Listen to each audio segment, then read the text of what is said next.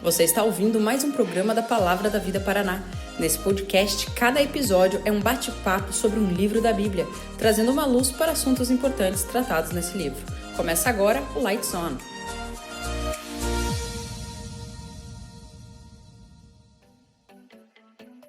Fala galera, tudo bem? Bom estar com vocês mais uma vez, nosso segundo episódio, e eu espero que o quanto antes eu comece a falar menos sobre o tanto de episódio que a gente vai gravar, porque a ideia é a gente gravar episódios sobre a Bíblia inteira.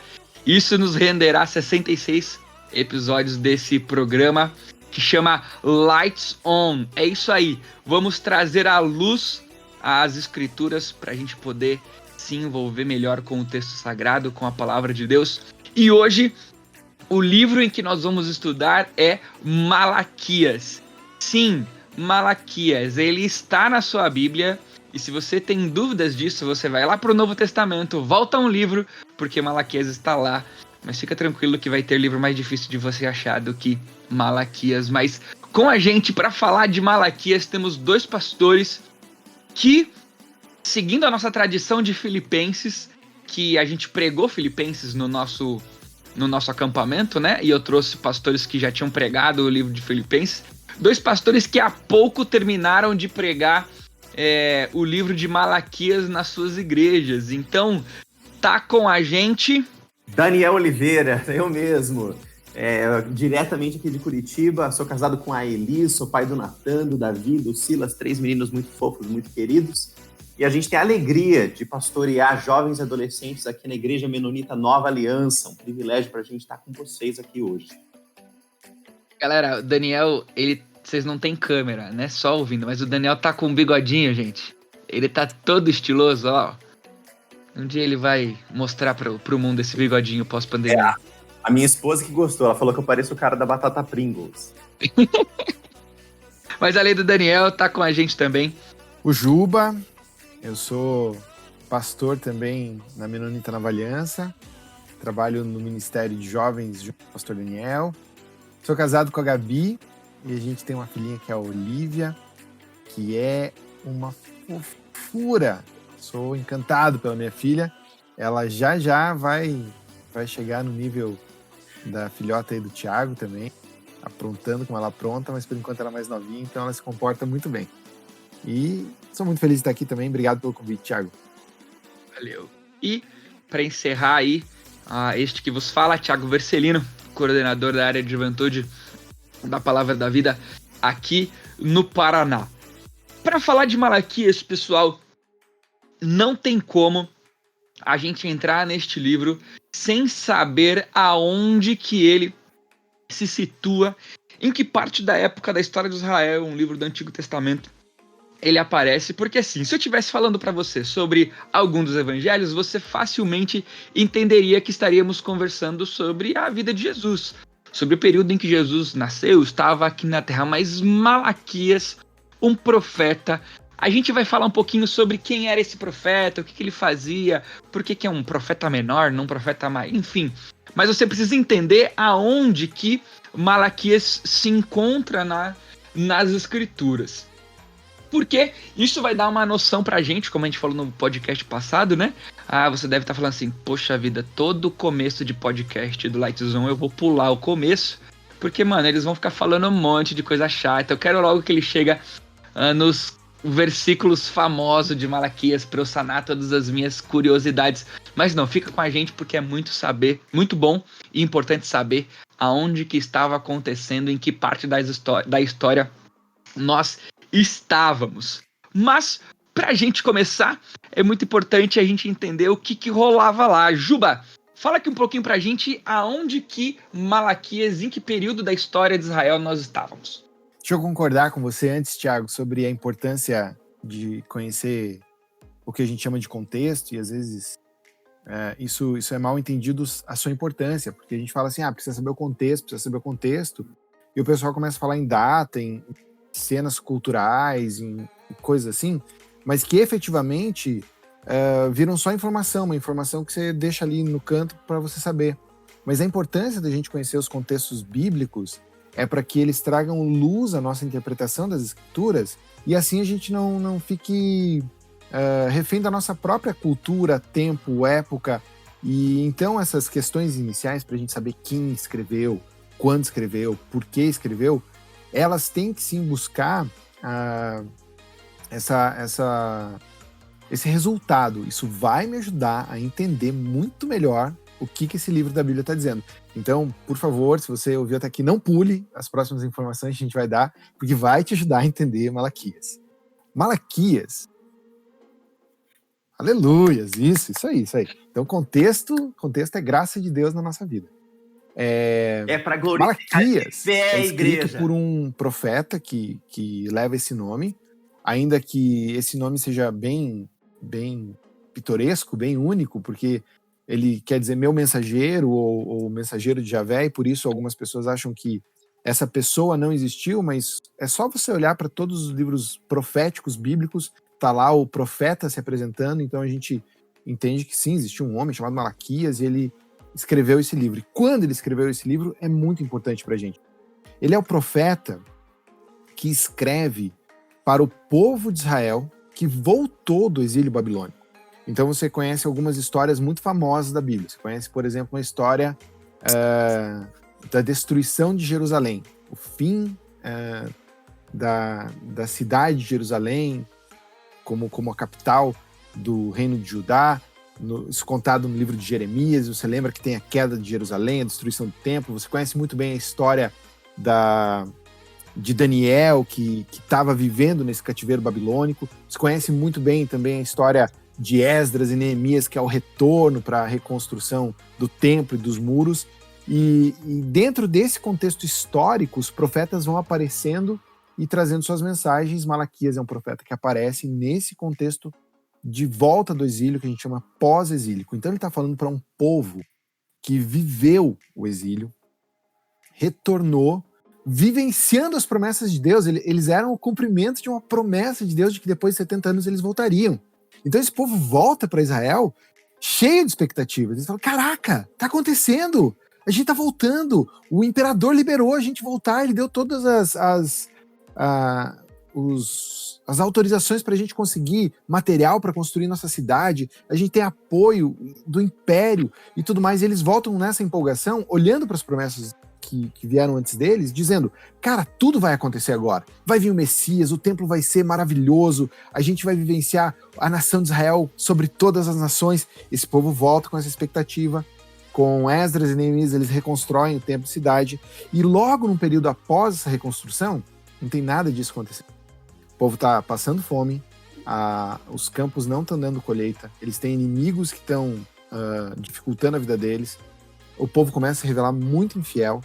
Então, nesse cenário todo, se levanta o profeta Malaquias para dizer para esse povo que está começando a perder a sua confiança em Deus, o que está acontecendo para eles não terem toda a prosperidade que eles imaginavam.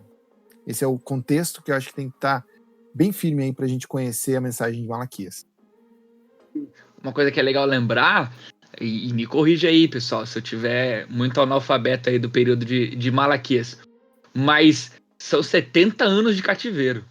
E, cara, 70 anos de cativeiro tem que ter nascido uma galera durante o cativeiro, né? Então, tem muita gente voltando para casa que nem sabia como que era a casa, né? Tá voltando para um lugar que desconhecia.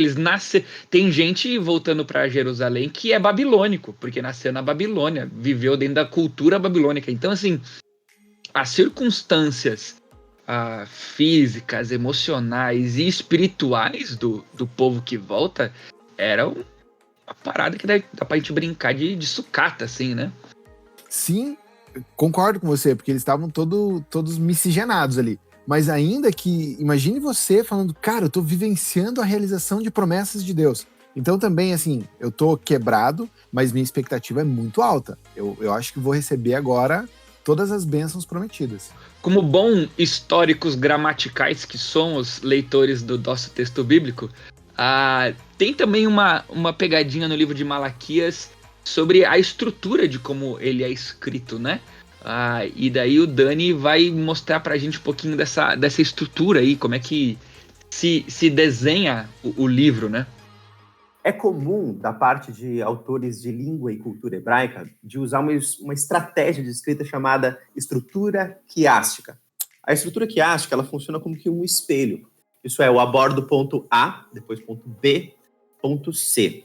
Aí lá no fundo desse vale dos meus temas, eu vou espelhá-los, vou falar de temas parecidos, ou um episódio diferente. Aí eu falo C1, aí eu volto pro B2 e o A2, assim formando uma estrutura quiástica. Eu apresento temas e eu revisito esses temas na sequência do que eu estou escrevendo.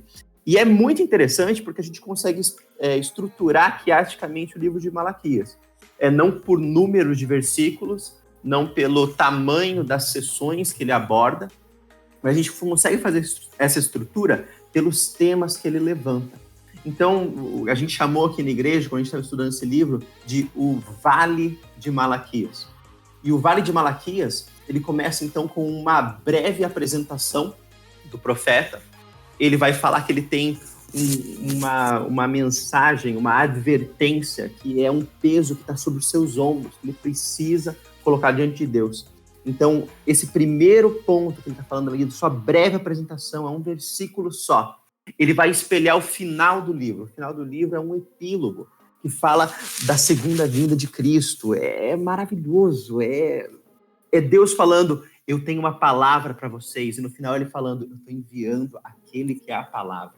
É maravilhoso. E ele vai fechar toda a ideia do livro a partir desses dois pontos, que estão ali em cima no vale. Mas aí, o que acontece? Ele desenvolve o seu raciocínio descendo no vale dos temas. O próximo tema, então, ele vai lidar com as ideias que o povo tinha a respeito de Deus, sobre o seu caráter, seu agir, como ele via essas pessoas.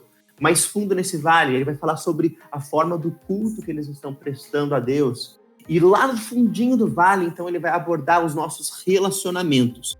Então, ele, abordando os relacionamentos lá no fundo do vale, vai revisitar a parte do culto a Deus, que estava toda zoada, e vai revisitar as ideias que esse povo tinha sobre Deus. Então, encerrar com esse epílogo muito bonito da segunda vinda de Cristo.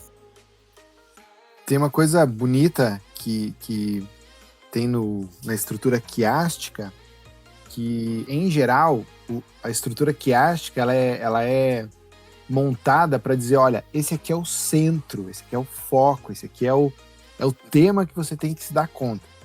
E aí, vários textos fazem isso, eles dão uma moldura com o A e com A1 e tudo mais. E aí é bonito de ver que o que então está no centro desse quiasma, que é onde está o foco final da coisa, são os relacionamentos pessoais. E eles falam, puxa, mas onde que está isso na Bíblia, como isso ser central?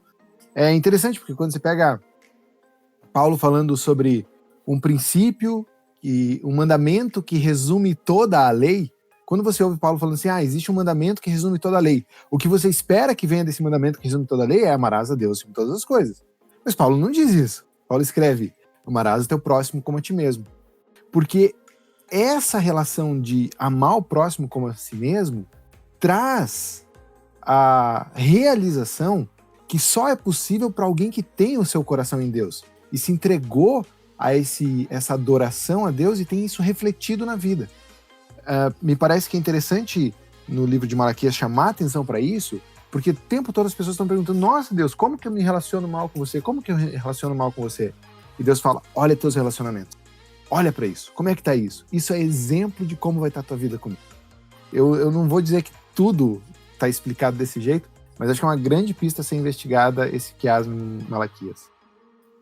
E você vai ver, conforme a gente for avançando, no que a gente vai comentar de cada capítulo, como essa questão dos relacionamentos era nevrálgica, era a coisa mais importante que eles estavam deixando de lado e fazendo, na verdade, atrocidades, que você pensaria assim, nossa, isso eu nunca iria fazer, mas estava generalizado, o povo estava se entregando a práticas e tratamentos uns com os outros que estavam além do aceitável, além do tolerável, e aí chega um ponto que a paciência de Deus chega ao fim, e graças a Deus que a gente tem os seus profetas, que avisam o povo, tá na hora de mudar, que senão a gente vai pagar caro por isso. Confesso que na minha vida cristã, a literatura profética, ela sempre foi muito negligenciada. E assim, se a gente for para quem nasceu na igreja e teve essa experiência, né, sabe muito bem que as histórias da escola bíblica dominical, elas vão ali até Salomão, aí tem os reis, e assim, Daniel na Cova dos Leões. Não tem antes de Daniel ir pra Cova dos Leões, sem ser a história de alguns reis. E assim, é no máximo reconstruir os muros com Neemias. Até porque quem nunca na escola bíblica dominical levou caixa de leite para montar a muralha de novo, né? Mas a literatura profética, principalmente profetas menores de volta, né, os pós-exílicos, assim, a gente não tem contato nenhum, né? E no próprio seminário, eu tive pouquíssimo contato, assim, de me dedicar a elas. Eu, como me formei, eu tive que me relacionar um pouco, né, mas nunca me dediquei. Quando acabou o meu seminário, que eu fui, né, por curiosidade, atrás da literatura profética, eu comecei a ficar fascinado, porque é um estilo de literatura que a gente pode dizer que é bem diferente do que se encontra em outras partes da Bíblia. Não é algo comum, não é uma simples narrativa como ela vinha sendo aqui quando a gente está acostumado, não é uma carta que vem cheio de imperativos e uma estrutura de mandamentos, não é uma narrativa como as de Jesus. E uma coisa que em específico me chama muito a atenção no livro de Malaquias, que o Dani acabou de citar, não sei se foi o Dani ou foi o Juba, agora me peguei, mas é esse diálogo que tem do povo e Deus. E, assim, eu sugiro, né? Eu não sei, vocês vão me corrigir se acham que é assim ou não. Mas parece que rola um cinismo, assim, entre Deus e o povo, no sentido assim, vocês estão mandando mal, aí o povo manda mas nós estamos mandando mal? Como assim a gente está mandando? Vocês estão adorando. Nós estamos adorando outras pessoas? Como assim? Parece que o povo ele fica mimado, ele fica infantil. E eu vejo isso nas perguntas e respostas como talvez uma contribuição para aquilo que seria o nosso papo agora, né? Terminando essas questões introdutórias, e é legal falar que a gente tem a colinha aqui, mas nem tudo na colinha tá escrito. A gente vai definir aqui de primeira mão para vocês qual será que a gente pode brincar que é esse tema central do livro de Malaquias. Se a gente tivesse falado assim, eu tô precisando muito conversar, estudar um pouquinho sobre tal assunto, Malaquias nos ajudaria pensando em quê? Qual é a ideia central da revelação de Deus por meio do profeta Malaquias? O que vocês acham que poderia ser? E assim, agora é o momento de vocês ficarem bravos comigo se não tinha nada a ver essa pergunta e resposta do povo e Deus aí.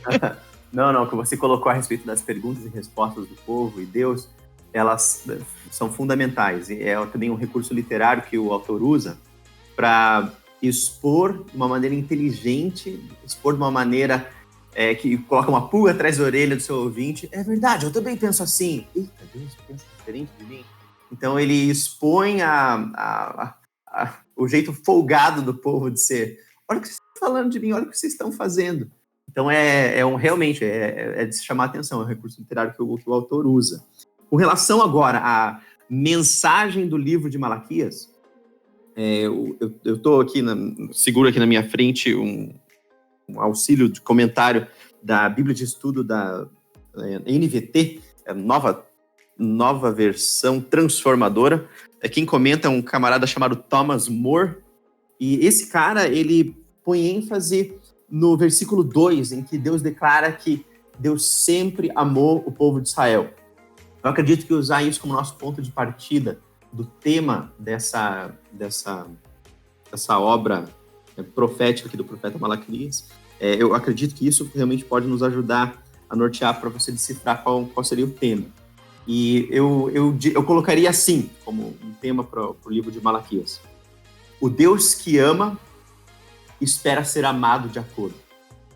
Porque o povo não estava se lembrando de que Deus os amava, questionava o amor de Deus, e não só isso, vivia de uma maneira que desonrava a Deus. E Deus usa o profeta Malaquias para chamar o povo, em primeiro lugar, a lembrar de quem ele é e como ele pensa a respeito deles. Em segundo lugar, a cultuá-lo como eles deveriam.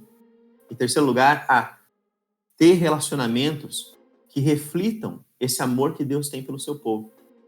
E é também essa mensagem poderosa, ela não vale só para o pessoal do tempo de Malaquias, mas vale para os cristãos, para os crentes, aqueles que amam a Deus, que querem segui-lo, de todas as épocas. A gente precisa reconhecer que Deus é quem Ele é, e não quem a gente gostaria que Ele fosse. Que Deus é quem Ele se revela nas Escrituras, e não quem a gente pensa que Ele é, por causa do podcast que a gente ouviu, por causa do livro que a gente leu, mas por causa da Bíblia, que é a revelação do nosso Senhor. Então não importa tanto assim, eu acho que Deus, com todo respeito, não é o que a gente acha sobre Deus, mas aquilo que Ele revela a respeito dele nas Escrituras. E nós precisamos viver de acordo com quem Ele é, de maneira coerente, reconhecendo o seu amor, reconhecendo que esse Deus santo, santo, santo, Ele quer que nós vivamos em santidade também. E não porque Ele é um Deus cheio de caprichos, mas porque Ele é um Deus sábio, que sabe o que é melhor para a gente. E o nosso viver honrando a Deus aponta para o seu amor. Eu diria que esse seria o tema do profeta Malaquias, que é do livro de Malaquias. Deus ama o seu povo e espera ser amado de acordo. Deixa eu dar uma contribuição também nessa ideia de, pegando as perguntas que o Thiago falou, são, se não me engano, 7 vezes em que acontece essa contestação das pessoas em relação a Deus, e me parece que uma pergunta não feita, uma afirmação não feita, mas que une todas essas perguntas, é um apontar de Deus para a insensibilidade do povo, a insensibilidade em relação a quem Deus é. Talvez seja o outro lado da moeda do que o Dani apresentou. O Dani está olhando assim sobre quem Deus é e tudo que Deus expressa nesse livro. Acho que o livro também diz algo sobre quem o povo é. E esse povo sendo um povo insensível à voz de Deus, aos comandos de Deus, à fidelidade de Deus, às promessas de Deus. Então Deus vem, por exemplo, e fala assim, puxa, eu vos amo. Quê? Como assim nos ama? E nesse sentido, as várias perguntas vão se repetir. Vocês têm me desonrado. Como assim, Deus, eu tenho te desonrado? Como assim eu não estou te dando a honra devida? E essa expressão de quem o povo é, e acho que isso, então, junta com uma ideia de propósito do livro e mensagem, é muito interessante juntar essas duas ideias de Deus representando quem Deus é, um Deus que ama, quem o povo é, um povo insensível, como o livro que fecha o Antigo Testamento. Ele é como se fosse o apêndice de todo o Antigo Testamento, chegando a um resumo Gente, até aqui, o que se apresentou da humanidade? Cara, se Israel for exemplo da humanidade, assim, aquele que era para ser o melhor de nós, o melhor de todos os povos, se ele é o exemplo, a gente tá perdido. Esse é o ponto. A gente tá perdido. E por outro lado, um Deus de amor que não descansa em continuar amando esse povo, ao invés de ter feito assim, vocês não me amam, vocês me rejeitam, o raio aqui do céu, ele vem para esse povo insensível e diz, eu amo vocês, e porque eu amo vocês, eu quero dizer umas coisas muito importantes. E com isso, essa mensagem fechando o Antigo Testamento, a gente vê os efeitos desse amor de Deus de buscar esse povo, quando o Novo Testamento começa, e você encontra no Evangelho de Lucas, que é o evangelho que conta essa antecedência da chegada de Jesus, você encontra ali um Israel fiel, uma nação que, em geral, estava descompromissada com Deus, mas que tinha um seu núcleo representado ali por Isabel e Zacarias, por Simão, pela profetisa Ana, pela própria Maria, como um remanescente fiel que ouviu esse chamado de um Deus que ama para esperar pelas suas promessas. Então eu acho muito bonito Malaquias fechar o Antigo Testamento e ele ser quase que o epílogo de todos os outros livros.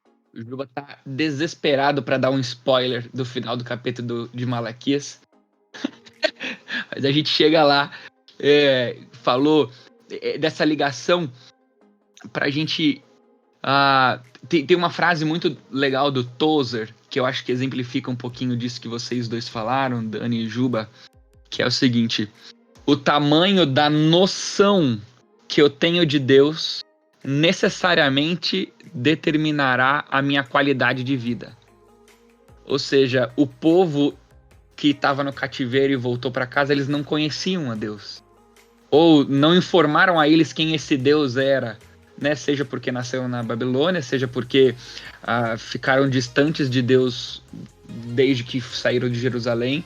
Então, esse povo que ou julgava conhecer a Deus de alguma maneira, mas de uma maneira errada, ou que não conhecia esse Deus de fato, eles não estavam vivendo porque eles não conheciam. E quando Deus vem, através do profeta, se revelar quem ele é como se fosse isso que o Juba falou, para dar esse chacoalhão, esse pans. Olha, galera, se liga, eu sou esse cara.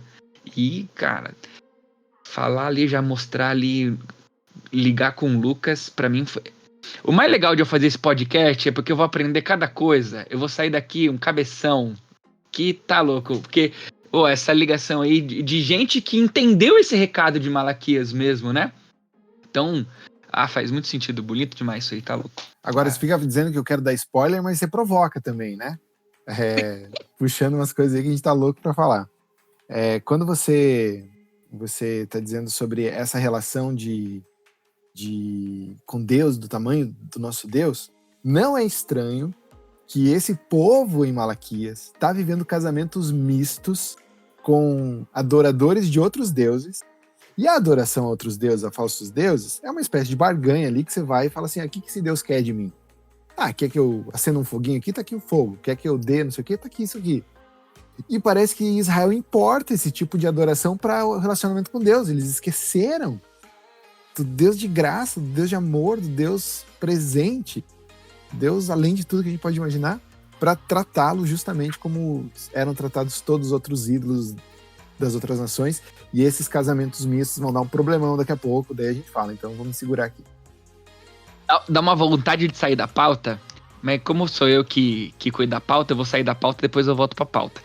Mas a Geo ajuda muito a gente nisso. A gente tá indo muito longe do que a gente deveria, né? Mas a Geo ajuda a gente nisso também, porque a Geo vai mostrar que o povo tava meio confuso com relação ao lugar de adoração. Porque quando eles estavam ali quase caindo, né? Já tava uma bagunça o lugar de se adorar. Já tinham tido mais de uma capital em Jerusalém. Então, o povo volta sem entender muito bem esse contexto da adoração, até porque nem templo se tinha. Eles estavam reconstruindo o templo. Então, Ageu, Malaquias, Zacarias, eles vão dando várias pistas de qual era o retrato, né? Se a gente fosse brincar de polícia aqui, o retrato falado, né? Dá pra fazer um desenho de quem era o povo ali em Malaquias. Mas fechou. Chegou o momento tão esperado de a gente caminhar agora especificamente sobre alguns textos bíblicos importantes. E sim, você que está ouvindo, fique tranquilo, nós vamos falar sobre Malaquias 3:10, sobre o dízimo. Você vai poder falar pro seu pastor, se você é um jovem, que você quer ou não quer mais dar o dízimo nas... Não, tô brincando, gente. Você nunca vai pegar esse podcast e falar assim, por que o podcast da Palavra da Vida? Não, o que o teu pastor falou tá falado. Mas assim, você pode ajudá-lo a compreender algumas coisas quando você ouvir a gente aqui. Mas vamos caminhar em alguns textos importantes do livro de Malaquias, para a gente tentar expor aí, tirar algumas dúvidas, responder, né, algumas dessas respostas que Deus dá, usar algumas dessas respostas que Deus dá a essas perguntas do povo. Vamos lá. Como é que a gente começa o livro ali? O Malaquias, ele começa falando de quem, apontando para quem. Tem uma mensagem que o Daniel fez, que foi a primeira de abertura da nossa série, que ele falou sobre a postura do mensageiro do Senhor, que vem com uma palavra pesada. Isso aí a gente tira do primeiro versículo que o Juba está falando, porque o profeta ele inicia dizendo que ele tem uma advertência, uma palavra do Senhor contra Israel. E esse termo advertência, que pode ser traduzido assim, ele tem a ver com peso, ele tem a ver como uma carga que está sobre os ombros da pessoa. E eu acredito que, assim como o profeta Malaquias, todo pregador da palavra devia sentir esse peso. Não só aquela alegria de saber, assim, como quem, sabe, vai fazer um stand-up comedy, assim, o cara vai mexer com a plateia, deixar o pessoal animado, mas a gente deveria ter um senso de peso no nosso ombro, porque entrar em contato com a mensagem da Bíblia pode resgatar uma pessoa que está presa atrás dos portões do inferno e levá-la para o reino do Senhor na luz. E se a gente perder isso agora, a gente vai se tornar ou um bando de legalista que só fala de regras e regras e regras e mais regras, ou a gente vai se tornar aquele tipo de pessoa bem leviana, assim, que fala de uma coisa tão séria, como se não fosse. Então, ele tem uma advertência para pregar para esse povo, e do mesmo jeito que ele tinha esse peso no coração, e ele fala que ele tem uma palavra do Senhor contra Israel, a gente tem que lembrar que, se Deus não fosse misericordioso, ele não ia enviar uma palavra contra Israel. Ele ia enviar o seu castigo contra Israel e acabou. Mas, graças a Deus, a gente tem um Deus maravilhoso, misericordioso, que teve compaixão de Israel, tem compaixão de nós, e nos manda a sua palavra. E na sua misericórdia, o que ele faz? Ele dá bordoada, cara. Mas se vem de Deus, até bordoada é bênção. E a gente é encaminhado pela palavra de Deus a andar de acordo com seus caminhos. E essa palavra, então, é entregue por meio de Malaquias, que é o servo do Senhor, que tem esse nome, que nem o Juba descreveu como pitoresco, né? Que é um mensageiro de Deus, ele carregava isso no nome. E a gente também deve refletir a respeito disso, né? A Malaquias foi enviado ao povo de Israel. Eu fui enviado a quem? Eu deveria ter nos meus ombros esse peso no meu coração de comunicar a advertência do Senhor para as pessoas que ainda não o conhecem. E aí é interessante que o profeta fala, eu tenho uma mensagem pesada, fardo, para dizer para vocês. E a primeira coisa que ele diz é ele, abrindo aspas ali, trazendo a voz do Senhor, falando assim, eu sempre os amei. Eu acho muito interessante essa relação, de como o livro começa, dizendo, gente, eu tenho aqui eu vos amei. E quando a gente pensa nisso, não é que eu vos amei é a palavra pesada, mas a palavra pesada virá. Mas o que me parece é que Deus está colocando no contexto assim, tudo aquilo que eu vou dizer para vocês, que pode ser duro, que pode ser confrontador, que pode ser até desanimador para vocês, tudo isso eu estou dizendo num contexto de amor. Preste atenção nessas coisas, porque eu amo. Eu acho que isso tem um eco no Novo Testamento, sempre que as cartas, as epístolas, elas começam com alguma coisa como graça e paz a vós outros.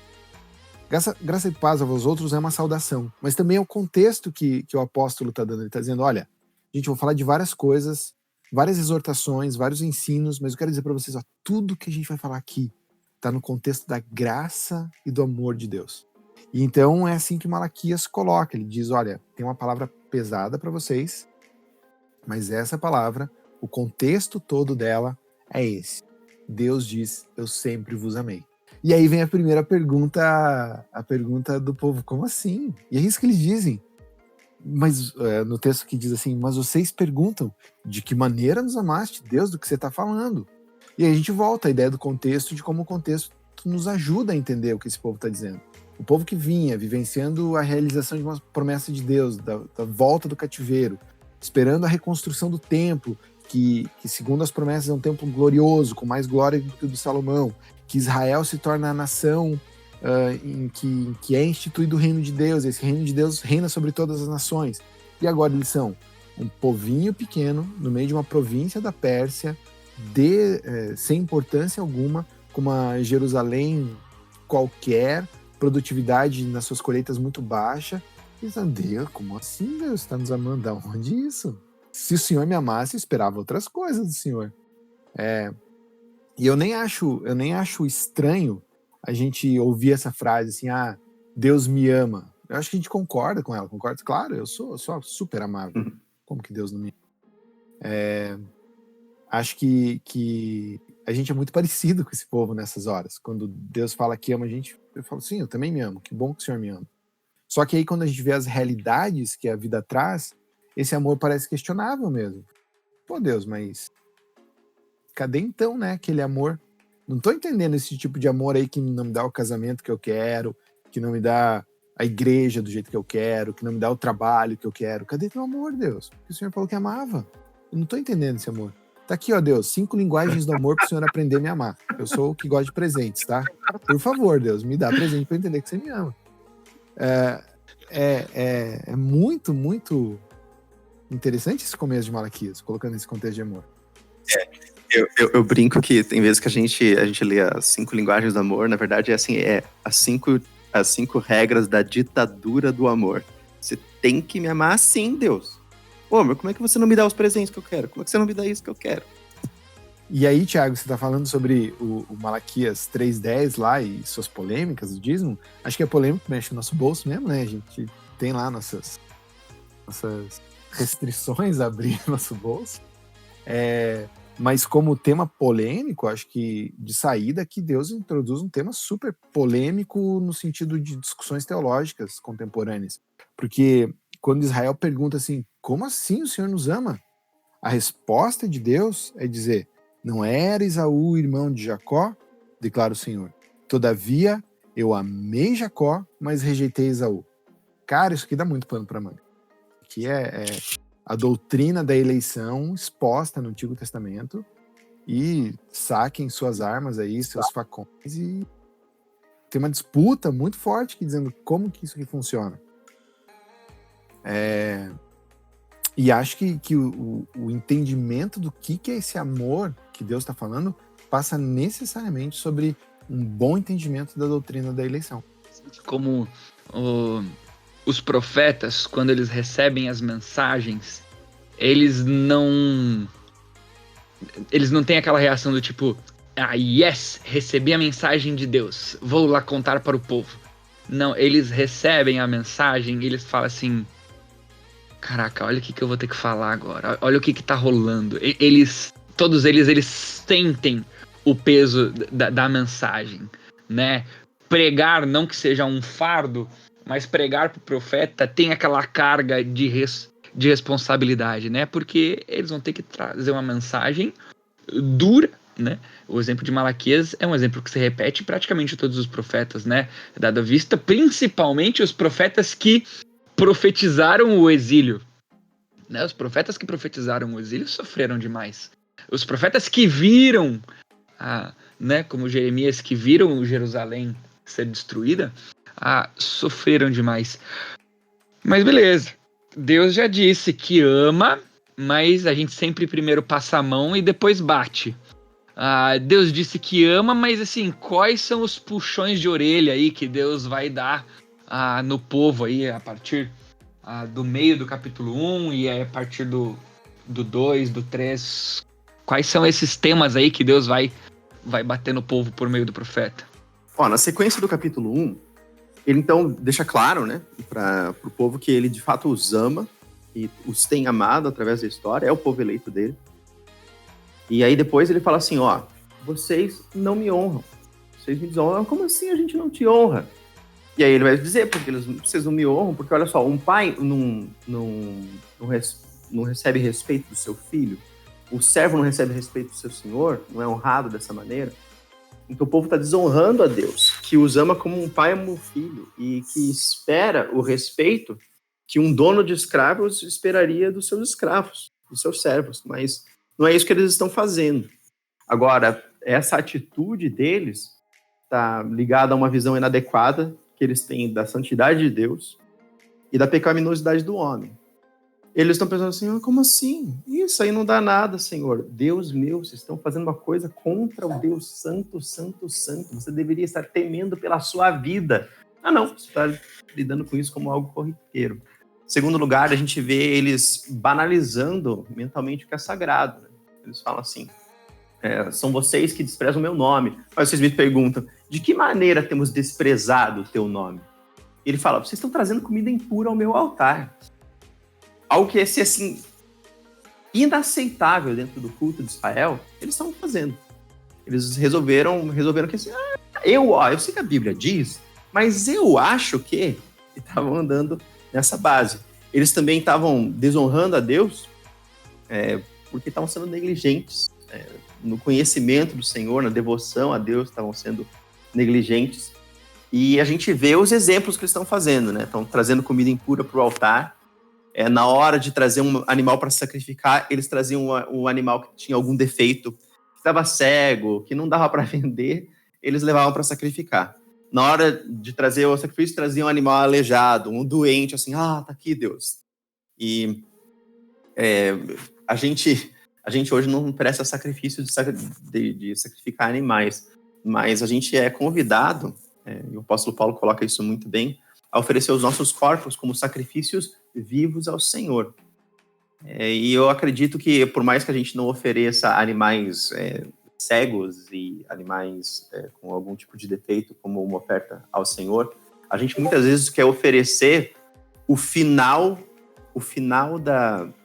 das nossas forças, quer oferecer o que sobrou da nossa vida. É aquela mentalidade do olha, a hora que eu ficar bem velhinho, aí eu vou para Deus, aí eu me converto. E o povo estava agindo assim, estava oferecendo o resto a Deus, que merecia tudo, que merecia do seu melhor. O mais interessante é que Deus ele não vai deixar rolar e quem tá dirigindo o povo ficar de cantinho achando que o negócio não vai pingar neles. Deus, ele parece que faz um direcionamento. É como se fosse assim, olha, legal, vocês estão fazendo aí a adoração de um jeito que não deve, estão entendendo isso, mas assim, a culpa disso tem nome, né? E daí Deus direciona a advertência à liderança do povo, né? E ele começa a repreender os sacerdotes, né? Como que se dá aí essa repreensão dos sacerdotes? O que estava rolando no meio desses sacerdotes? Tiago, quando... Tipo assim, sem querer falar nada, mas talvez pareça um pouco com os pastores dos dias de hoje. Caraca, era o que eu ia dizer, porque coube a mim, assim, na nossa divisão de mensagens, falar desse trecho especificamente aos sacerdotes, e ainda que existam várias distinções importantes da gente sempre manter entre o que era um sacerdote e o que é um pastor hoje, e como isso tem que ser respeitado, essa distinção, ainda assim, eles se unem exatamente nesse conceito que você propôs, de serem os líderes do povo de Deus. Então, fazendo essa mensagem, eu tinha uma possibilidade, como a gente sempre tem, de entender que a palavra de Deus, ela é toda feita para todo crente em todo tempo. Então, há aplicações aqui, quando se fala de liderança, que cabem a quem não é líder também. E aí, assim, em geral, é como a gente trata os textos para mostrar para todo o público que a Bíblia diz respeito a ele também. Mas especificamente nessa mensagem, eu entendi que a grande aplicação que eu poderia fazer às pessoas era dizer assim: conheça os critérios de Deus a respeito da liderança da sua igreja. Por que isso? Porque quando Malaquias está aqui falando com o povo, a palavra de Deus nunca faz isso, de chamar os líderes de lado e falar assim: galera, deixa eu falar aqui com vocês em separado, para não queimar o filme de vocês aí na frente de todo mundo. Então deixa eu falar aqui de cantinho com vocês para vocês acertarem umas coisas. Não, isso é exposto publicamente. Então, para todo aquele povo naquela cidade, naquele momento, foi exposto sim o seu pecado, o seu erro, mas os sacerdotes foram publicamente chamados a atenção, dizendo: vocês estão errando. E qual que era a grande falha deles? Ou, eu não sei se esse texto que diz uma grande falha, mas é um conjunto que se une ali. Primeiro fala que eles não ouvem a Deus, uma referência direta a relacionamento, que eles não honram a Deus, e é legal essa palavra no sentido original, que está dizendo assim, que eles não têm o peso da glória de Deus nos seus corações, aquilo de novo que o Daniel falou assim, de reconhecer o nosso grande Deus. Então, não tendo isso, não tendo esse reconhecimento de quem é Deus, esse relacionamento com Deus, a prática deles foi de adulterar a palavra, foi de talvez até se achar senhor sobre a palavra. E quando o Dani estava falando aqui dos erros que os israelitas cometiam, os israelitas, por exemplo, chegavam com um animal coxo, um animal manco para sacrificar, proibido na lei. Mas o sacerdote aceitava isso. E quando ele aceita isso, ele está fazendo uma coisa que é muito grave, ele está ensinando o povo. E esse é o grande erro que os sacerdotes fazem aqui.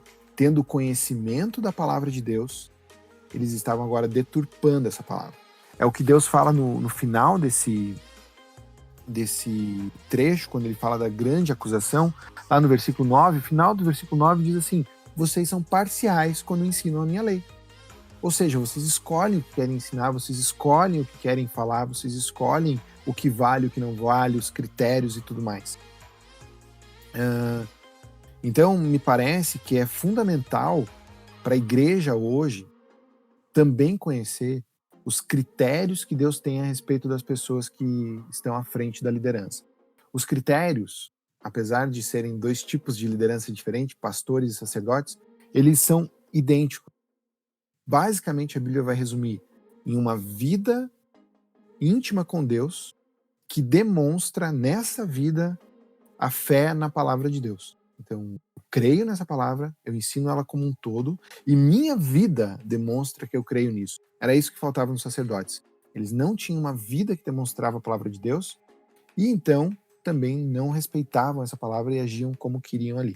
Agora, o que eles produzem, esses sacerdotes? Eles ajudam a produzir na vida do povo uma infidelidade absurda, que é a próxima sessão aqui, que a gente vê do livro de Malaquias, agora já dentro do capítulo 2, versículos 10 ao 16, a gente vê uma demonstração da infidelidade desse povo em 3 aspectos. Brevemente, no versículo 10, o aspecto interpessoal, depois, nos versículos 11 e 12, a questão do casamento com os incrédulos, e do 13 ao 16, a gente vê especificamente da questão do divórcio.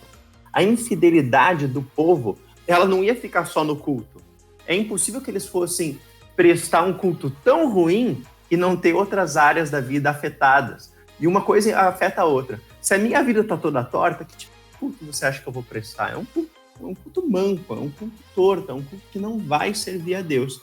E quem era reforçado que deveria ser advertido pela palavra, pela instrução dos sacerdotes, estava, na verdade, sendo incentivado a fazer tudo de maneira infiel. Eles estavam demonstrando que eles tinham uma concepção a respeito de si que os colocava num patamar superior aos seus próximos. E aí o profeta pergunta: nós não temos todos o mesmo Pai? Nós não fomos todos criados pelo mesmo Deus? Por que será, então, que quebramos a aliança dos nossos antepassados sendo infiéis uns com os outros? Por que você acha que você tem direito de passar esse irmão para trás? É porque ele tem menos status que você, menos dinheiro que você? O pessoal não gosta tanto dele quanto gosta de você?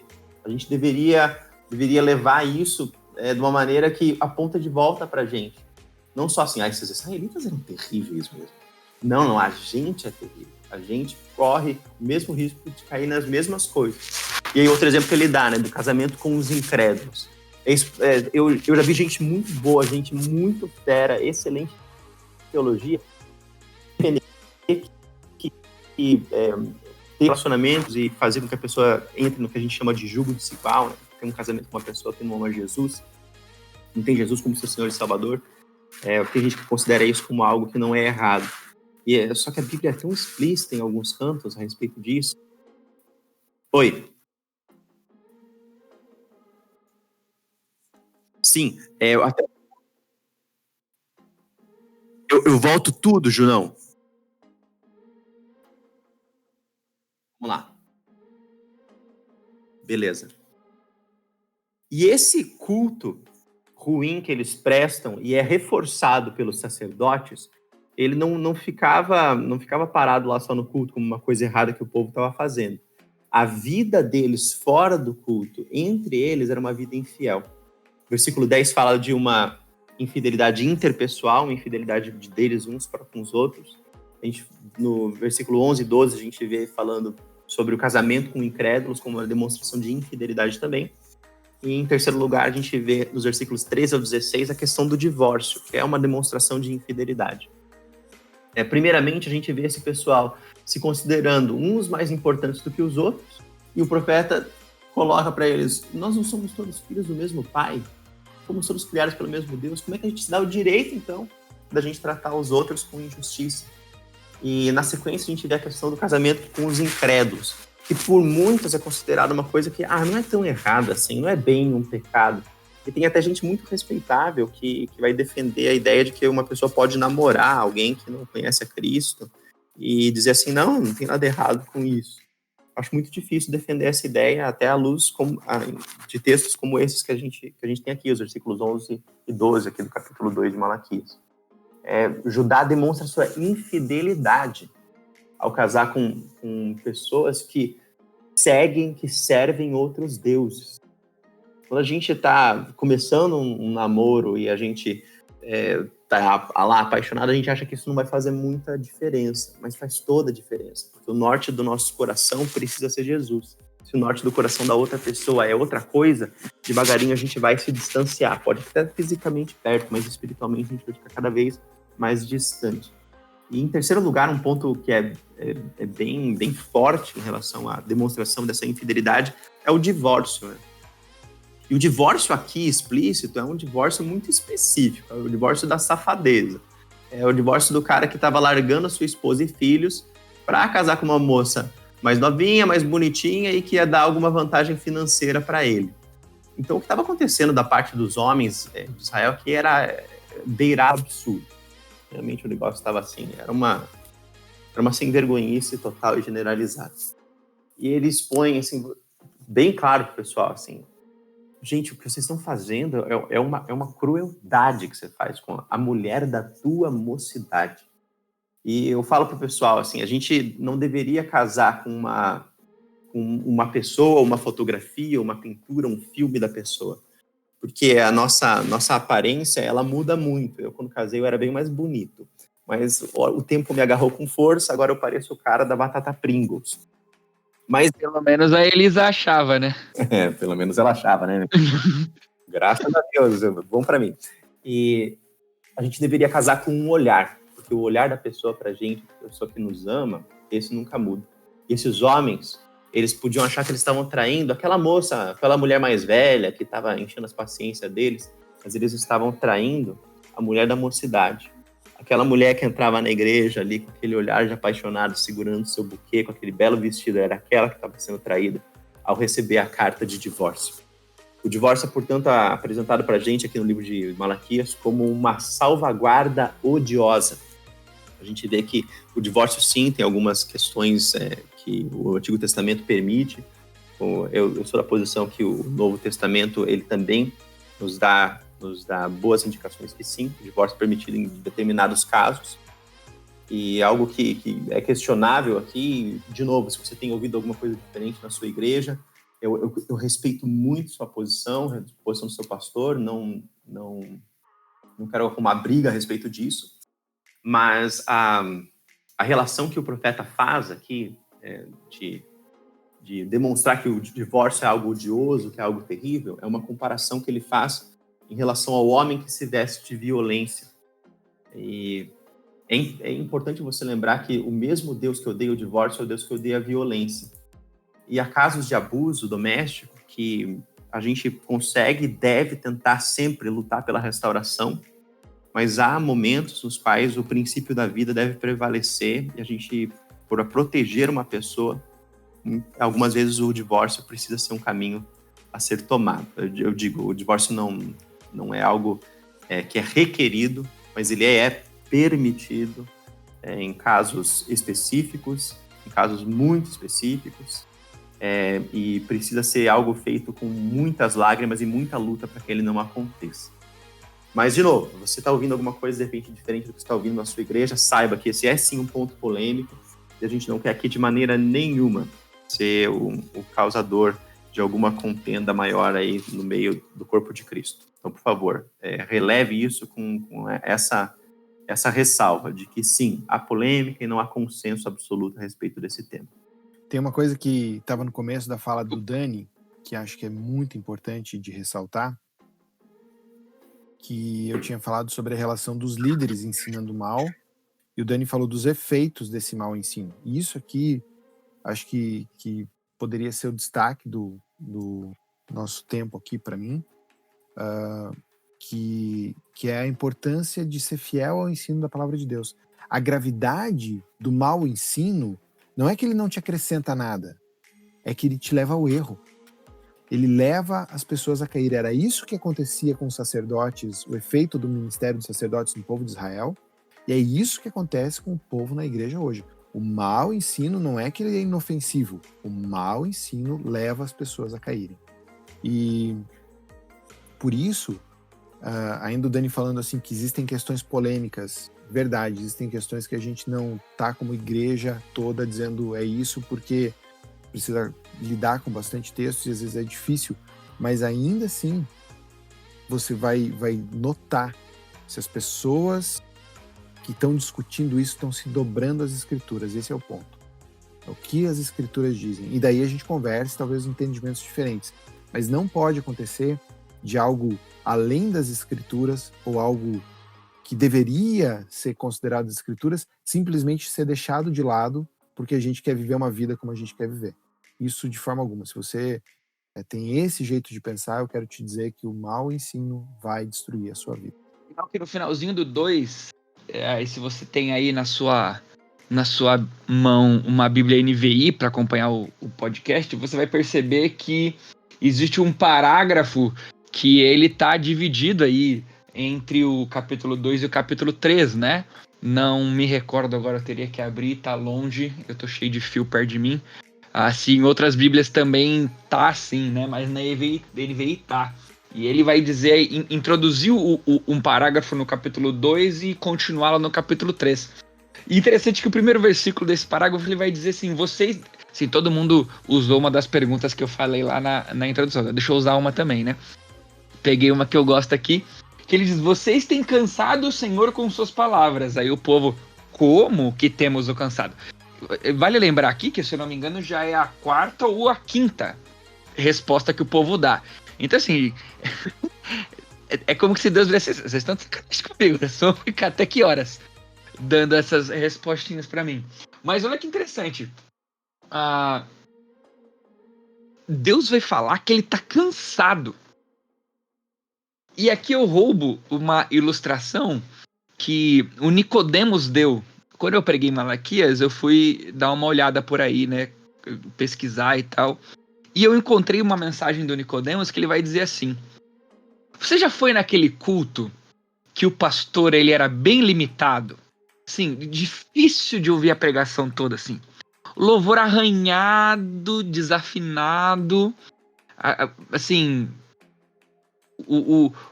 a condição financeira da igreja não era aquelas coisas, então os equipamentos não eram tão bons. Aí você simplesmente dá aquela encurvadinha assim no corpo, pega o celular, abre uma rede social e começa a arrastar com o dedo assim, ó. Tipo, sem objetivo nenhum. Tipo, que horas que esse culto vai terminar? Era como que, aqui em Malaquias, como que se Deus estivesse fazendo isso com o povo. Deus, ele estava vendo o culto que o povo estava prestando, e Deus olhava para o culto que o povo estava prestando e estava dizendo assim, gente, que horas que esse culto vai acabar? Porque isso aqui tá muito ruim. Vocês estão sacrificando coisas que não eram para sacrificar. Vocês estão aceitando esse ensino. Vocês estão se demonstrando infiéis. Vocês estão me cansando. E o lindo é que após essa demonstração de... né, é uma palavra forte, né? Vocês estão cansando o Senhor. Deus dá uma guinada assim na mensagem que ele vem com soluções maravilhosas.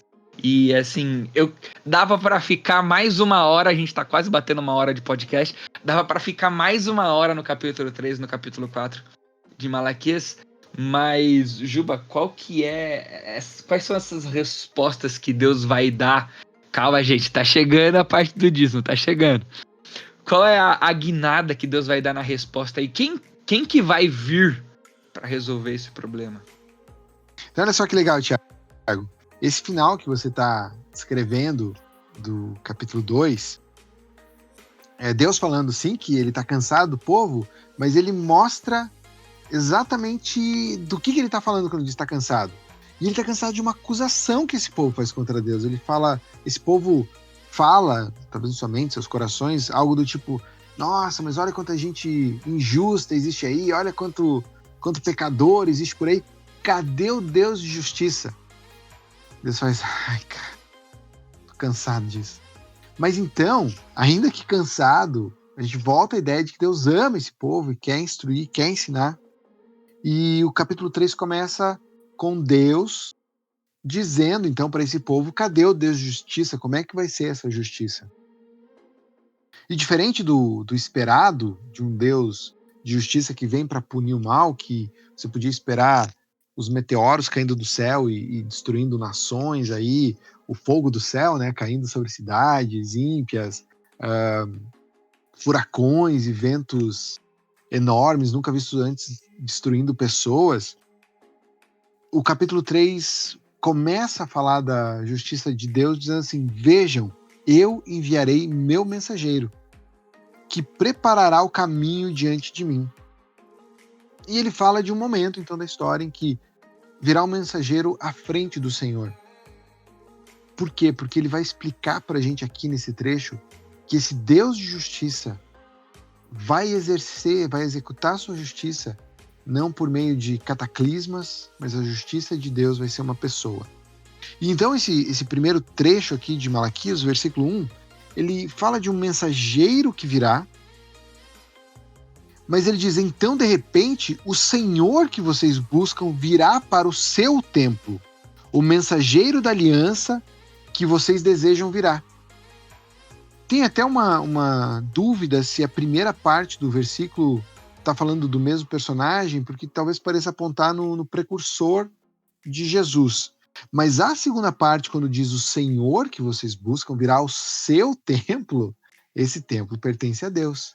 E de alguma forma maravilhosa, Deus está dizendo aqui, eu vou estar presente para exercer a minha justiça. Só que também Deus não fala assim, eu vou estar lá, porque ele deixa essa abertura para dizer o meu mensageiro, para que a gente entenda que Jesus Cristo é Deus, Deus encarnado, Deus todo-poderoso, aquele que carrega o nome de Deus, ao mesmo tempo que ele é o mensageiro da aliança que Deus tem para fazer com essas pessoas. E essa é a base da justiça de Deus. Então, nos próximos versículos, ele vai dividir essa justiça em duas atitudes do mensageiro do Deus encarnado. A primeira é que a vinda dele vai ser, como ele chama aqui, num sentido purificador. E aí ele fala assim, quem suportará? Quem ficará de pé quando ele aparecer? E parece que aqui se fala da destruição da pessoa, mas não, porque na sequência ele fala que ele agirá como fogo do ourives, como sabão do lavandeiro, e ele se assentará como um refinador e purificará a prata. Ou seja, esse ministério de justiça que esse enviado vem fazer, ele é algo que ninguém fica de pé, mas que esses que não ficam de pé nesse momento, eles são transformados, eles são purificados. E aqui tem uma noção sobre o ser humano que é muito importante. A vinda de Jesus, ou até aquilo que Jesus faz na nossa conversão e passa a fazer, significa que a gente não tem que ficar de pé, ou seja, não tem que sustentar quem a gente é. A gente tem que se entregar para ser moldado, para ser quebrado, para ser purificado. Eu não tenho que tentar permanecer em pé diante de Deus, eu tenho que me prostrar. E é disso que esse primeiro ato de justiça está falando. O ato de justiça de Deus em purificar, tornar puros aqueles que receberem esse Messias, esse que virá. Mas também fala de uma justiça para aqueles que obstinadamente permanecerem na sua rebeldia, na sua rejeição. No versículo 5, quando ele vai dizer, eu virei a vocês, o próprio Deus falando, trazendo juízo. Sem demora testemunharei. Daí ele fala contra feiticeiros, contra adúlteros, contra os que juram falsamente, ou seja, esses que obstinadamente mantiveram a sua rebeldia. É assim que Deus apresenta a resposta a um povo que fica perguntando, cadê a justiça de Deus? Cadê a justiça de Deus? Deus responde, essa justiça é uma pessoa, ela vem para purificar aqueles que não permanecerem de pé e se entregarem, e ele vem para condenar aqueles que obstinadamente continuarem em rebeldia. A gente precisa lembrar que a mensagem de Malaquias é para o povo ali que estava voltando do exílio. Então, quando se anuncia a vinda de Cristo, é uma vinda que nós já experimentamos, né? Porque às vezes a gente pode fazer essa confusão, né? De que toda a palavra que venha no Antigo Testamento, de no dia em que eu agi, parece que está falando de Jesus quando Jesus voltar. Mas não, está falando de algo que já aconteceu, né? Esse mensageiro, ele já veio. Então, isso que é importante lembrar. Sabe uma coisa, Juba, que eu acho que é legal de citar aqui? ele fala assim, quem suportará o dia da sua vinda, né? Tipo, olha, se preparem. E quando ele diz o fogo do ourives e o sabão do lavandeiro, eu não sei quantos já viram aqui, sabão pedra. Mas sabão pedra não é aquele sabão que vem em pedra. Eu tive a oportunidade, quando eu era criança, uma tia minha trouxe uma pedra, e ela é uma pedra toda porosa. É uma pedra mesmo. O sabão do lavandeiro era um negócio que é pra esfolar. É pra esfolar, que vai deixar a roupa limpa. Completamente. O sabão do lavandeiro não era tipo assim, não vai passar Johnson's na sua pelinha pra você ficar cheiroso, entendeu? E o fogo do ourives é assim, é o fogo quente o suficiente pra separar completamente todas as impurezas daquilo que é o ouro, que é puro, né?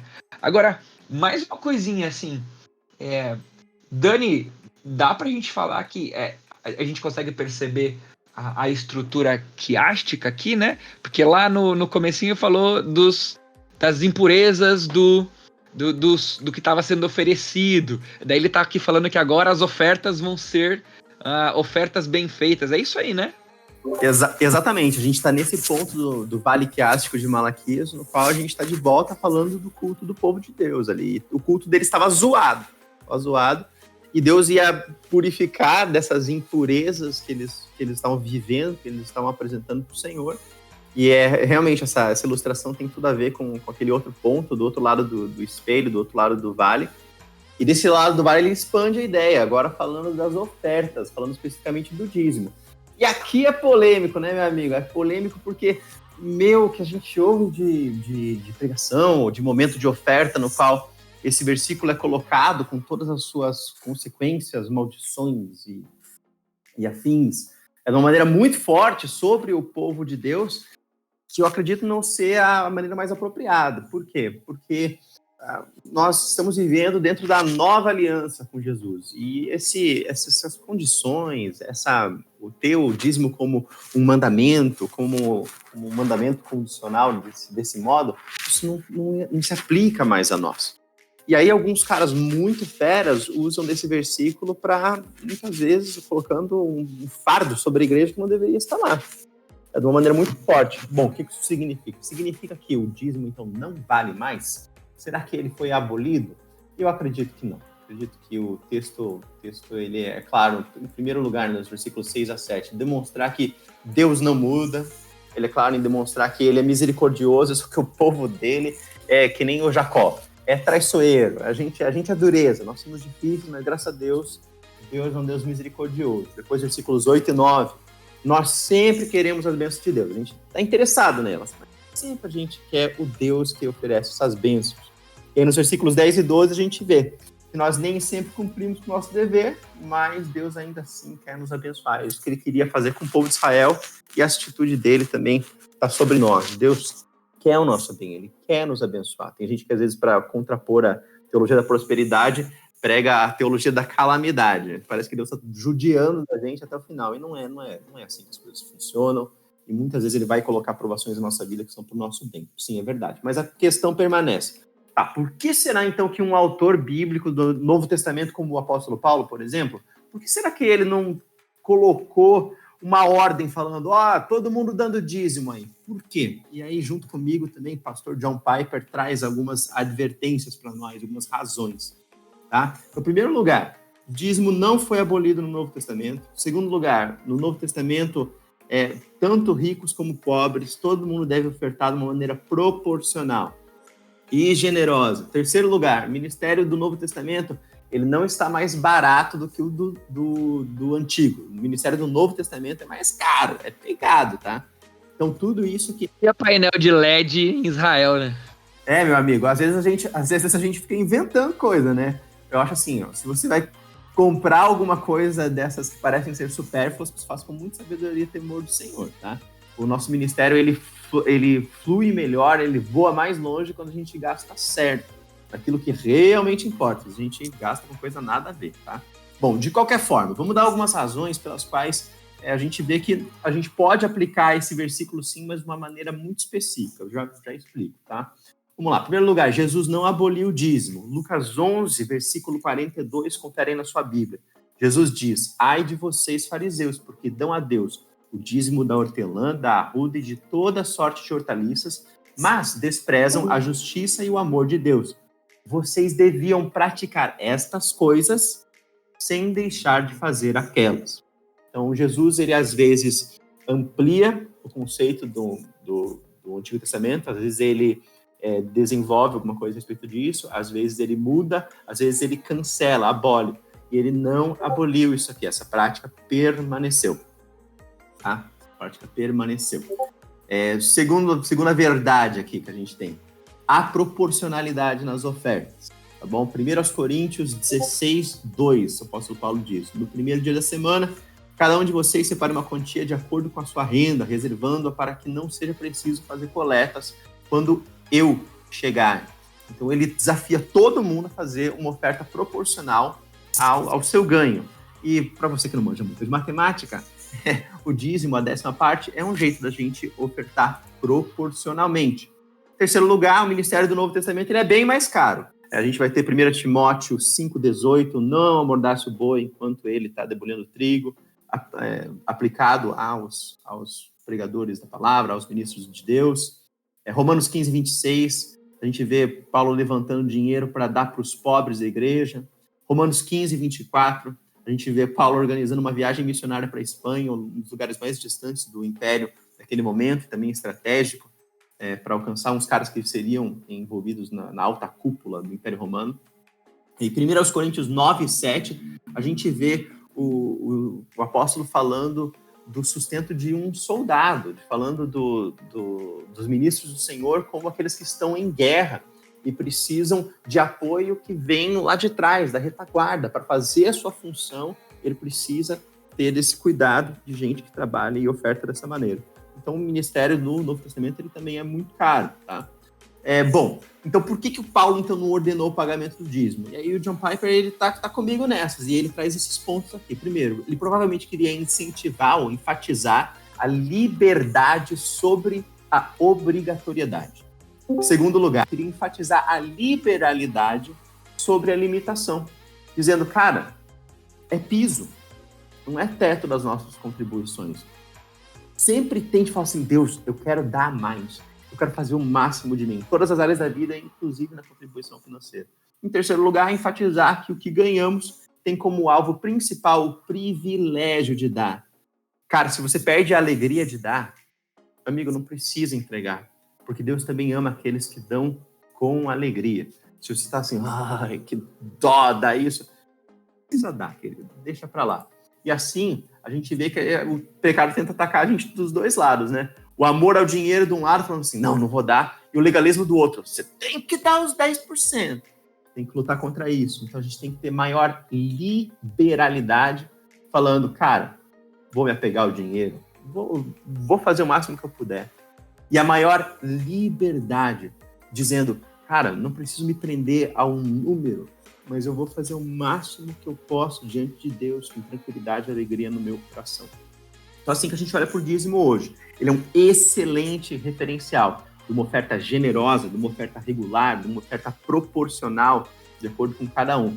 Mas não, ele não é um mandamento, ele é uma prática que a gente toma simplesmente porque a gente quer servir a Deus com fidelidade, dando o máximo que a gente pode. Galera, vocês pegaram a referência da carteirada que o Dani deu, né? Então, na pior das hipóteses, se você não concordou com nada que o Dani falou, você briga com o John Piper, não com ele. Deu aquela Mas o John carteiradinha. O John Piper piora a coisa porque ele fala que mesmo sem alegria tem que dar, viu?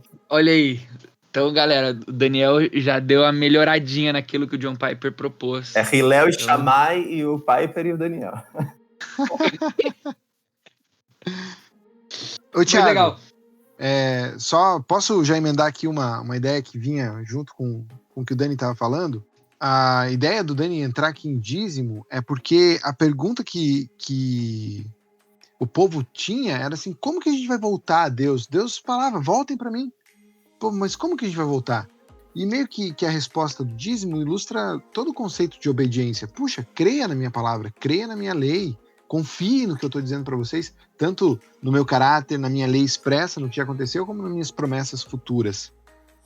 E aí, no final desse capítulo, ele fecha essa sessão de perguntas e respostas, com Deus dizendo para o povo: vocês têm dito palavras duras contra mim. E mais uma vez o povo diz: o quê? Como assim tem dito palavras duras? Mas aí acho especial aqui ler os versículos 14 e 15 desse capítulo, do capítulo 3, para fechar essa ideia. Deus afirma... Queria dizer que o 14 e 15 tá grifado na minha Bíblia. É isso aí. Se é especial para você, foi especial para mim também. O povo, então, como que ele tava falando coisas duras contra Deus? Olha o que esse povo chegou a dizer, então. É inútil servir a Deus. O que ganhamos quando obedecemos os seus preceitos e ficamos nos lamentando diante do Senhor dos Exércitos? Por isso agora consideramos felizes os arrogantes, pois tanto prosperam os que praticam o mal, como escapam ilesos os que desafiam a Deus. Essa conclusão, ela junta com vários pontos do texto, mas de certa forma ela junta lá com o começo, quando a gente falou assim, Deus disse para esse povo que o ama e elegeu. Ele disse: vocês são o meu povo. E agora eles estão dizendo: e o que a gente ganha em ser teu povo, Deus? O que a gente ganhou com isso? O que a gente ganhou com esse amor, então? Parece um profeta no capítulo... Um salmista no Salmo 73 dizendo: inutilmente conservei puro o meu coração, né? Exatamente. Asaf parece que estava, sei lá quantos mil anos atrás, estava meio que já dizendo um retrato daquilo que seria na volta do exílio. E olha como isso parece super forte aqui, mas esse sentimento não é tão estranho pra gente. Aquelas vezes que a gente fala assim: puxa, mas eu não posso fazer isso porque eu sou crente. Eu não posso ir em tal lugar porque eu sou crente. Eu não tenho isso porque eu sou crente. Parece que a vida cristã é todo um fardo, toda uma vida de limite. Cara, a gente começa a invejar o ímpio. Nossa, cara, se eu tivesse grana que nem aquele cara, eu ia pra Ibiza, lá no... curtir, mas eu não tenho, né, cara? Eu sou crente, tenho que trabalhar aqui. E assim vai. Então, essa acusação de Deus, que ele diz isso são duras palavras, acho que é uma ligação muito forte com a gente hoje. A gente tem que considerar se não existe no nosso coração duras palavras contra Deus, na inveja que a gente pode levantar. E aí, maior evidência disso é a murmuração no nosso coração, né? Reclamação ali do que eu tenho, que eu não tenho, que eu quero, que eu não quero. Mas é algo maravilhoso que acontece nesse livro. Porque no versículo 16 diz assim: depois, aqueles que temiam o Senhor conversaram uns com os outros, e olha que lindo isso agora, e o Senhor os ouviu com atenção. Até agora, tudo que o povo dizia para Deus era um problema. Ah, Deus! E Deus falava: vocês estão me dizendo isso, vocês estão fazendo isso. Tudo era complicado. Mas então, quando Deus termina a exortação e aquele remanescente fiel desse povo para ouvir a palavra de Deus e começa a falar sobre como viver essa palavra, o texto diz que Deus para ouvir esse povo, falando em como agradar o Senhor. E aqui está o núcleo daquilo que a gente pode dizer que, ainda que o povo de Deus, Israel, foi um povo idólatra, infiel e tudo mais, houve sempre um remanescente fiel, aquele Israel que permanecia crendo nas promessas de Deus e sensível à voz de Deus. É desse povo aqui que vai sair o que a gente já falou lá no começo, um cara chamado Zacarias e sua esposa Isabel, vai sair um Simão, vai sair a profetisa Ana, aqueles que continuaram guardando no seu coração as promessas de Deus. Plena exortação para nós como igreja hoje, né? Tanto no sentido de invejar... Deixa eu roubar teu frag aí do finalzinho do capítulo, mas que incrível! No dia em que eu agir, ele já tá falando de uma segunda ação dele. Olha que incrível essa frase. Eles serão o meu tesouro pessoal. Caraca, a Bíblia é linda demais. A história de Deus, o plano de Deus é maravilhoso. E é tipo assim, pensa comigo. Imagina que o Neymar, ele reposta uma foto sua no Instagram. Pô, é demais, né? Você fica, uau, Neymar. tipo, como eu virei um tesourinho do Neymar, tipo, o Neymar me curtiu, entendeu? Ou sei lá, o presidente da república, ou o cara sei lá, alguém muito sinistro curtiu você. Só que o texto está dizendo é que não é o Neymar que vai dizer que você é precioso para ele. É o Deus, criador de todas as coisas. A gente é o tesouro. Sabe aquilo que a gente mais guarda no cantinho, que a gente tanto ama? Nós seremos aquilo que Deus mais guarda no cantinho ali com ele, que ele tanto ama. Nós seremos o tesouro particular de Deus. Cara, a Bíblia é incrível. E por isso... Nesse dia... Fala. Quer dizer, só que por isso que uma das aplicações que tem que existir disso na nossa vida é que o nosso desejo da volta de Cristo tem que ser real. Eu tenho que olhar para isso e falar assim, vem então, Senhor Jesus, vem fazer de mim quem você quer que eu seja. Vem fazer de mim aquilo que você admira, aquilo que você ama, aquilo que você quer que eu seja. Maranata, vem, Senhor Jesus. A segunda vinda vai revelar algumas coisas pra gente, né? Ela vai trazer algumas implicações. É um espetáculo. Eu tô falando, se você ainda não leu Malaquias, meu amigo, você não sabe o que você está perdendo. E eu já vou pro spoiler. Chegamos no final, pessoal. Chegamos no capítulo 4. Esse é o final do vale quiástico de Malaquias. A gente tem o epílogo final. O dia do julgamento se aproxima. E para quem ama Jesus, esse dia ele é agridoce, ele é bittersweet. Ele tem um lado que é ácido, assim, meu Deus, a fúria do Senhor vai queimar por sobre a terra e aí não vai sobrar ninguém, vai todo mundo rodar. Eu penso nos meus amigos que não conhecem a Cristo ainda, ou outros que parecem que estão perto, mas ainda não tomaram aquela decisão para valer. Meu coração se angustia por eles, com tudo. Ah, meu amigo, meus amigos Juba e Thiago, como eu anseio pelo dia em que esses olhos vão ver o meu rei vindo em glória para nos buscar. Como eu anseio por esse dia em que aqueles pés perfurados com os cravos dos meus pecados vão pisar essa terra novamente. Como eu anseio por esse dia. Mas até que aquele dia venha, eu preciso viver como se esse dia de fato estivesse chegando. E é legal que Deus coloque esse capítulo final em Malaquias, porque o autor último da Bíblia não é o homem, é Deus. A gente tem uma dupla autoria aqui, e Deus é que escreveu, colocou esse negócio no final aqui. Porque qualquer fim, qualquer alvo, qualquer tesouro, qualquer sonho, qualquer promessa que você busque, é menor do que essa aqui.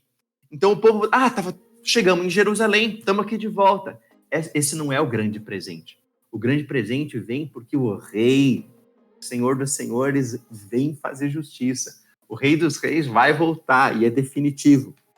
E assim diz o Senhor dos Exércitos, o dia do julgamento se aproxima e arde como uma fornalha. A gente vê injustiça, a gente vê que ela vai ter o seu castigo.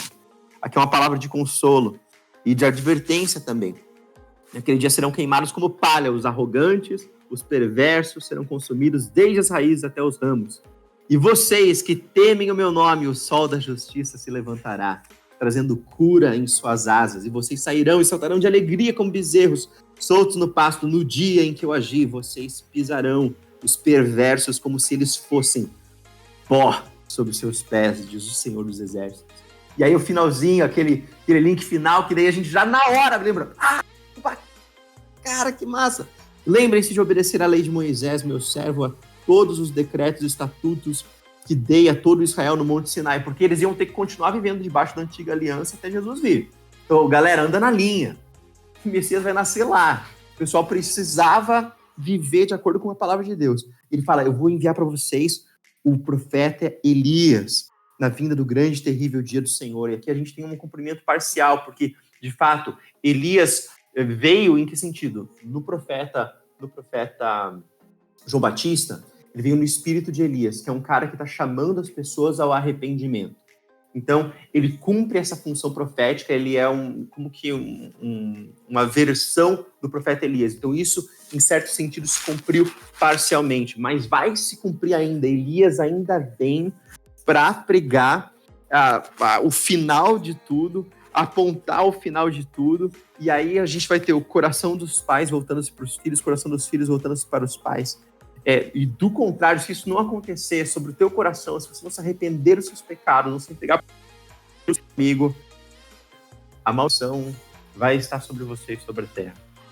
Então esse epílogo, ele é maravilhoso, porque ele agora a gente poderia concluir sem ele e pensar assim, pronto, agora é só o povo seguir a Deus e tá tudo certo. Não, querido. O nosso lar não é aqui. A nossa história não se resume a essa terra, mas a nossa história encontra o seu significado naquele que criou a terra e há de criar novos céus e nova terra, com um povo que ele resgatou para si, com o seu próprio sangue. Maranata, vem Senhor Jesus, pega a tua Bíblia, vai ler Malaquias e gritar no final, vem Senhor Jesus, junto com a gente. Um prazer estar com vocês, um prazer a gente poder falar um pouquinho desse livro que marcou a nossa vida, o nosso ensino aqui. Eu e o pastor Juba, com certeza, a gente tem muita gratidão no nosso coração pelo privilégio. Juba, Dani, querem fazer um merchan gospel? Sei lá, compartilhar alguma experiência ministerial de vocês, alguma coisa, dar aquele último tchau, e aí eu falo por final para a gente encerrar. Da minha parte, obrigado pelo privilégio de estar aqui com vocês, Thiago, que Deus de fato abençoe os ouvintes que prestigiam a gente, e seja você, nosso querido ouvinte, um cristão como os de Bereia. Ouça nossas propostas aqui, ainda que a gente tenha estudado e tudo mais, mas avalie biblicamente, abra sua Bíblia, leia, julgue pelos critérios da palavra aquilo que a gente diz. Acho que isso é a segurança para a sua vida, isso é a rocha que você pode construir sua fé. Creia nas Escrituras. Aleluia. E, pessoal, se tem alguma coisa que deve queimar no seu coração, é um amor pela vinda de Cristo. Se tem um amor que precisa estar acima de outros amores da sua vida, é o amor pelo retorno do nosso Senhor. Se você é um daqueles caras que está curtindo muito sua vida, você tem um ministério legal, você está curtindo suas devocionais e você está com uma namorada, uma noiva, ou de repente uma esposa, e vice-versa, né? E você está feliz, tranquilo. Lembra de uma coisa. Isso que você está experimentando é um grãozinho de areia na montanha do tamanho do universo, que vai ser a alegria do dia em que Cristo retornar. Cultive no teu coração a paixão pelo retorno de Cristo. Valeu por aguentar a gente essa 1h30 aqui quase que a gente está aqui juntos. Imagina se a gente ficou 1h30 num livro de 4 capítulos, imagina quando for falar de Isaías. Tô perdido, tem que fazer uns 15 podcasts de Isaías. Mas é isso aí. Galera, siga a nossa página lá no Instagram, se você quiser saber das novidades. Siga lá o nosso perfil no Spotify, da Palavra da Vida. Da Palavra da Vida. Deu uma enrolada aqui. E lá você vai encontrar todos os nossos podcasts. Esse é o nosso segundo episódio, o segundo livro da Bíblia. Teremos 66. Mas também teremos os nossos pastores de chinelo. Tudo tá lá naquele perfil. Siga a gente lá, compartilha. E é isso aí. Deus abençoe. Que a gente cresça sempre perseguindo com os olhos focados em Jesus Cristo. Aquele que um dia veio, mas que também um dia irá voltar. A mensagem de amor de Jesus não terminou lá na cruz. Ela vai terminar no grande dia, no dia que nós estaremos do lado dele. Deus abençoe, pessoal. Valeu!